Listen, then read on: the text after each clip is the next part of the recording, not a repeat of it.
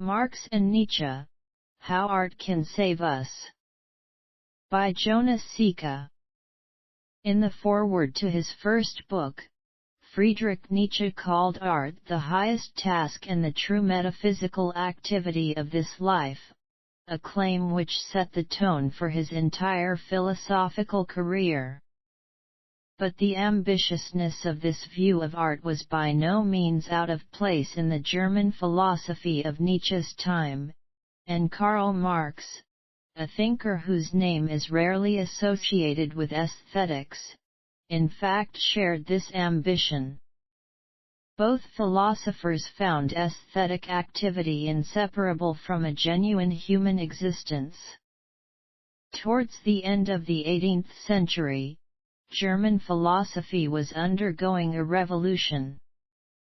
Kant's philosophy had demolished the conventions of dogmatic philosophy, and undermined many of the assumptions held by established theology. While many were optimistic, seeing this as philosophy's awakening from its dogmatic slumber, others feared that the decline of theology would strip life of its meaning and justification. It was in this context that the term nihilism was first popularized, as the philosopher Friedrich Jacobi accused Kant's philosophy of being nihilistic insofar as it undermines faith. Others were sympathetic to Kant, but worried about the seemingly unbridgeable split at the heart of his thought, the split between theoretical philosophy, which saw human beings as natural objects, determined by the necessary laws of physics, and practical philosophy, which saw human beings as subjects, capable of freedom and moral choice. How could these two seemingly incompatible aspects of existence be reconciled? The aesthetic philosophers of this period stand out in how ambitious their views on art are, and, given the magnitude of the problems they were facing, it is understandable why art for them was to fill the void left there by the death of God. It was in response to the above problems that a long line of German thinkers came to seek solutions not in theology, nor epistemology, or natural science, but aesthetics, and the two most influential philosophers of 19th-century Germany, Karl Marx and Friedrich Nietzsche, must be understood as inhabiting this context. The aesthetic philosophers of this period stand out in how ambitious their views on art are, and, given the magnitude of the problems they were facing, it is understandable why art for them was to fill the void left there by the death of God. Before delving into philosophy, both Marx and Nietzsche initially wanted to be artists.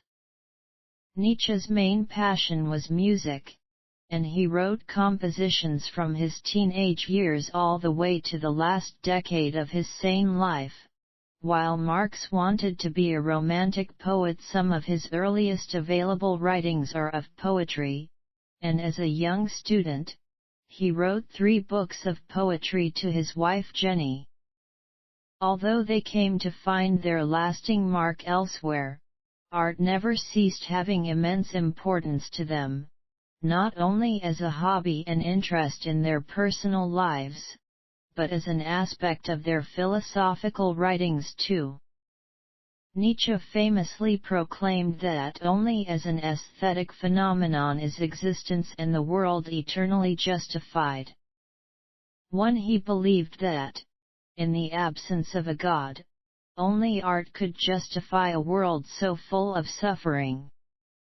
This is because art has the capacity to turn even the greatest suffering into something beautiful, and beauty is something that justifies itself. In the popular imagination, Marx is often seen almost as the opposite of an aesthetic thinker, someone who reduces art to the economic conditions under which it is created, or to a merely useful tool for political propaganda. but nothing could be further from the truth. Marx lamented the way in which capitalism leads to an underdeveloped aesthetic sense, as the beauty of objects is obscured by their exchange value. The dealer in minerals sees only the commercial value but not the beauty and the specific character of the mineral. 2. In other words, humans can only affirm themselves by realizing their inner being in the external world through aesthetic activity.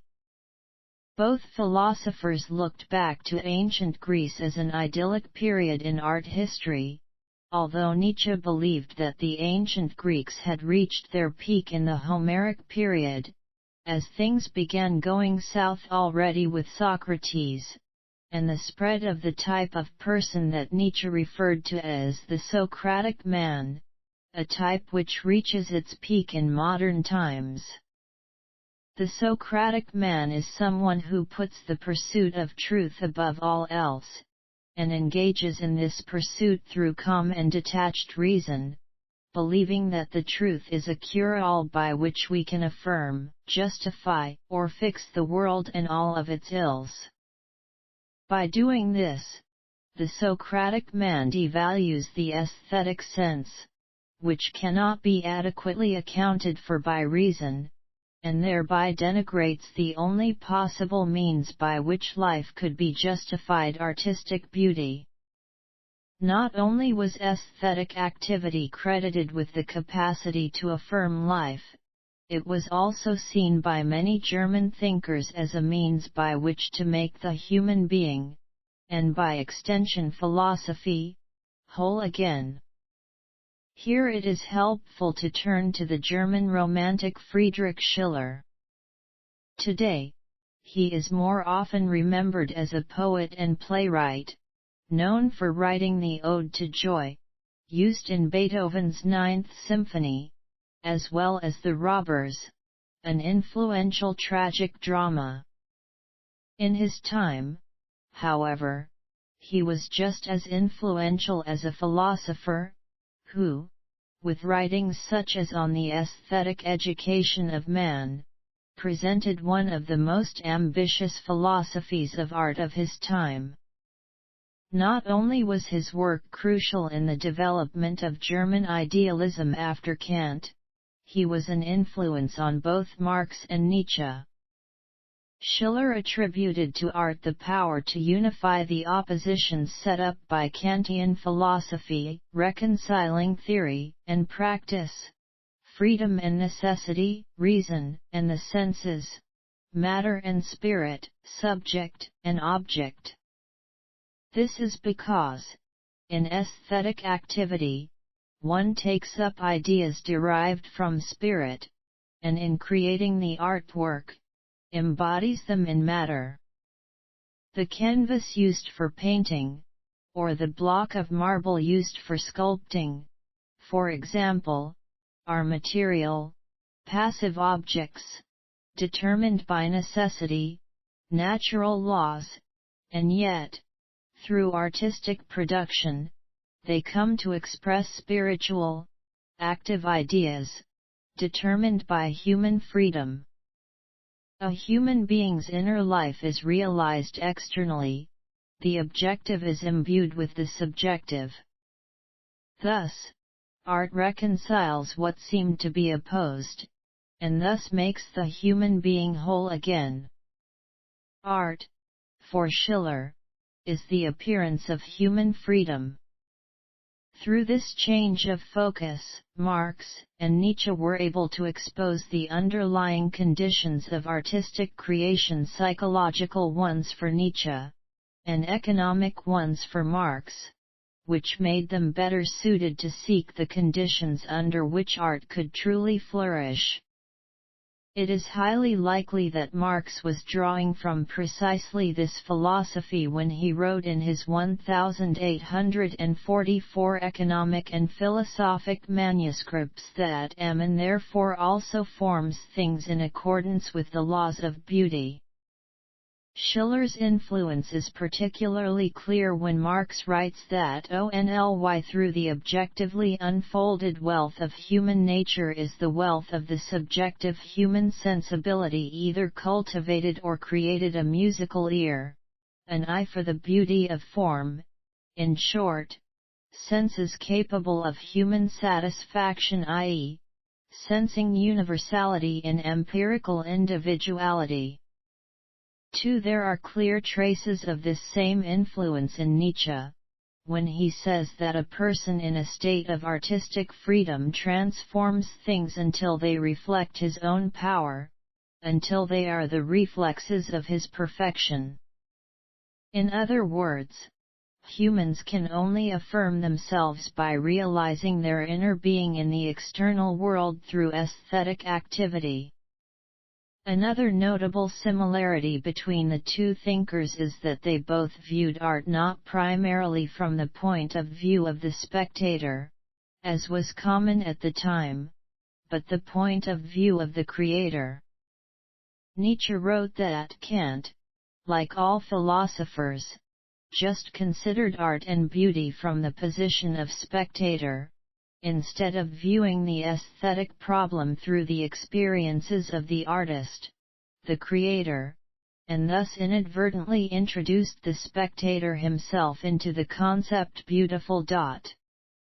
This is why, Nietzsche believed, many philosophers had been incapable of understanding the true impact of art. They are not aesthetic creators themselves, and are thus not familiar with that life-affirming passion that comes only in a state of active, aesthetic creation.